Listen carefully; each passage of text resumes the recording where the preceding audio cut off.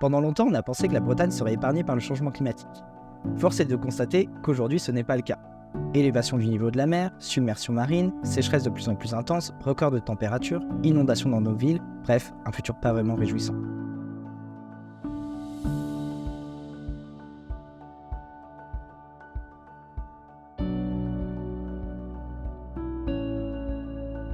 Et si je vous disais que la nature pouvait nous apporter des solutions face au changement climatique? Parce que oui, l'érosion de la biodiversité n'est pas indépendante du changement climatique. Au contraire, cette perte de biodiversité accélère ses effets. Ainsi, climat et biodiversité sont étroitement liés. À l'Agence bretonne de la biodiversité, on cherche à déployer les solutions d'adaptation fondées sur la nature, c'est-à-dire toutes les actions concrètes qui visent à gérer, protéger ou restaurer durablement les écosystèmes. Ainsi, on favorise la biodiversité et le bien-être humain. Venez, je vous embarque sur le terrain découvrir quelques exemples de solutions d'adaptation fondées sur la nature. L'artificialisation des sols est une vraie problématique dans un contexte de changement climatique. Face à des épisodes de chaleur de plus en plus extrêmes, nos villes et nos villages peuvent se bloquer, même ici, au Minic-sur-Ance, commune de 1500 habitants, proche de Saint-Malo.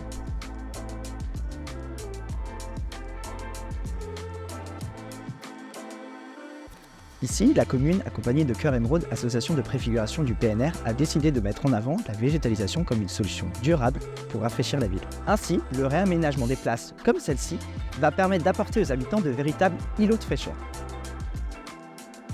Cette action s'inscrit dans un projet de coulée verte jusqu'à la Rance. Au-delà de l'effet rafraîchissant, la végétalisation permet le retour de la nature en ville et facilite l'infiltration des eaux de pluie.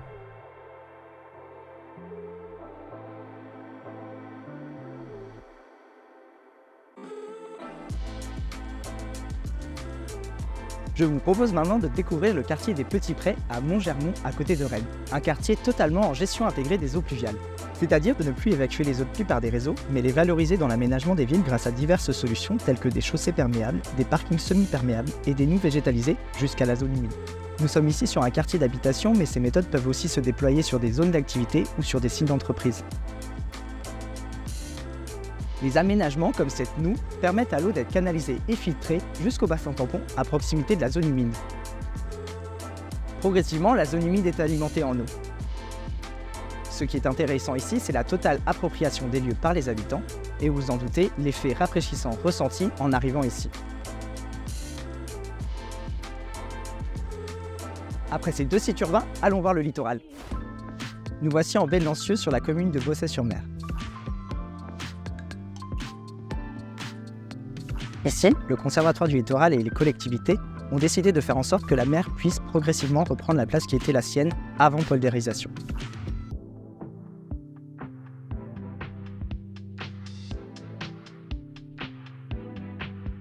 Le choix a été fait d'accompagner le retour de la mer pour anticiper et adapter le territoire à l'élévation du niveau de celle-ci.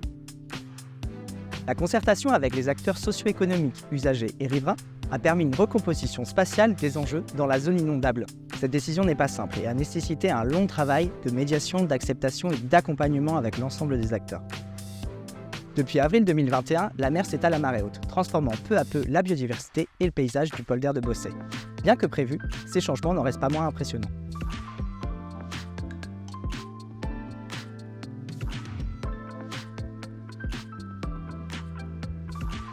Vous voyez, on peut agir conjointement sur le climat et la biodiversité. Ce ne sont que 3 exemples parmi tant d'autres. Pour en savoir plus, rendez-vous sur biodiversité.vzh, rubrique Agir avec le climat.